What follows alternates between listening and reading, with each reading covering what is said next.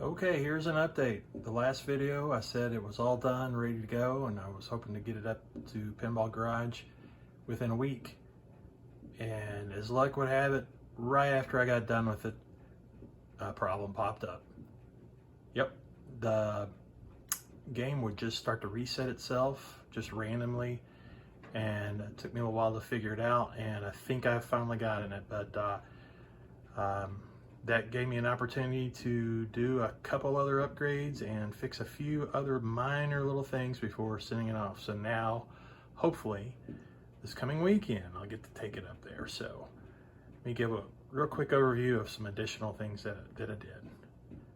So in the last video, I had mentioned that basically for the solenoid driver board, that I didn't really have to do much to it because everything was working great. Well, there apparently was a problem, and I actually addressed a couple things, and I'm not 100% sure which one was the actual root cause, because the problem that I was having was just an intermittent reset. The game would play fine, and then really hard to trace it down to what exactly would happen. I mean, it wasn't always hitting a flipper, it wasn't hitting anything like a pop bumper or anything that seemed like it was a particular action that would trigger it, but it would just randomly start to reset, and really couldn't recreate it.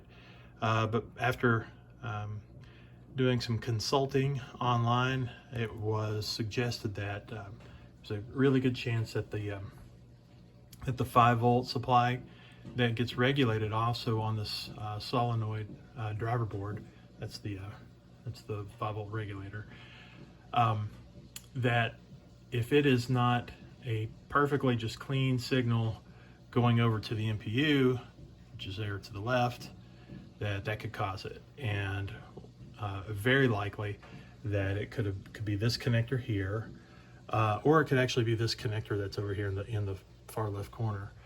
And so what I ended up doing was actually rebuilding that connector. I think it's J3, and actually I ended up not rebuilding that connector, at least I haven't yet, because the problem has gone away. The other thing that I did right before rebuilding that connector is that I ended up going ahead and swapping out the two caps, and I think this one could have also been a cause for that problem. So actually I replaced the caps first, put the board back in the machine with the old this old connector. I had not started working on that yet, but put it back in and played the game for about a day and a half, and it never reset during that whole time. So I don't know if it was the caps or just the fact that I was disconnecting the whole board and restroking all the connections, that did it. I did try reflowing the solder. I failed to mention that. I tried reflowing the solder on the header behind that connector before changing out the caps, and that didn't seem to have any effect. So after changing out the caps, like I said, played a day and a half or so, I had the parts for redoing that connector, so I went ahead and did that, and I've tested it now about, I think it's been 4 days of letting it run pretty much continuously all day, playing the game off and on, and have not experienced any resets. When it was resetting, it would even be an idle. You didn't even have to be playing it, and you could just hear the machine act like it was starting back up. So anyways, that was the first major thing. So it occurred to me when I was going through the parts that came with the new plastic set that they provided some of the other coin door plastics.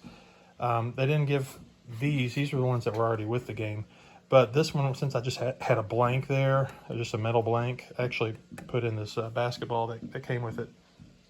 There were a couple other inserts that came with the plastics that were for like free play, but obviously since it's going to arcade, we couldn't use them. So that went in there, and then I'm going to move to the next big thing. So lastly, the last major thing that I did was add this topper to it. So that whole plastic piece, the basketball in the back, the sign in the front, and two little plastic pieces on the side, they came with the plastics that actually came with the game, all the the actual plastics. And I had remembered, oh, I gotta put this on top of the game, but I got to think, it's like, I need to have something that's just a little more permanent, something that just looks a little cooler. And it's maybe kind of hard to tell here in the video, but this is actually all lit up. Let me actually turn it some of the ambient. Okay, so maybe this gives it maybe a little better impression. There's actually some light coming from the back of the game that's lighting up the back of that room.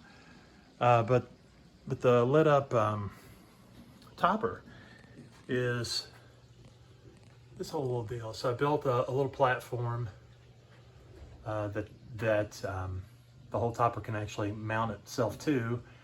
And I've got a little strip of light in the front to shine up on the front of it. And I've got a light in the back to kind of light up the basketball. This yellow whitish area here in the middle is just brightened up by that light.